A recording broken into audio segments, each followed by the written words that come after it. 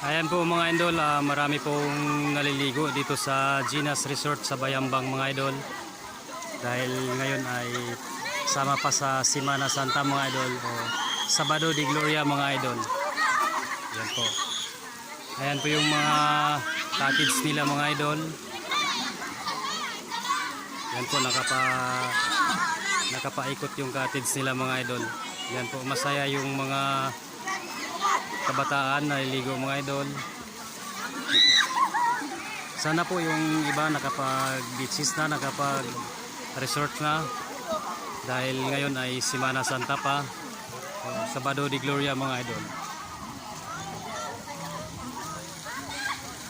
Yan po mga idol. Itong kabilang side na ito mga idol para sa mga bata mga idol. Ayan.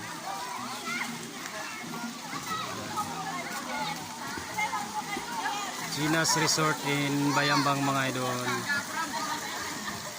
120 pesos per head lang mga idol. Ulitin ko po, bawat isang tao 120 pesos yung bayad mga idol para sa entrance mga idol. Ayan, dahil sa sobrang init mga idol, lahat ay naliligo mga idol, nagre-resort, nag-beach.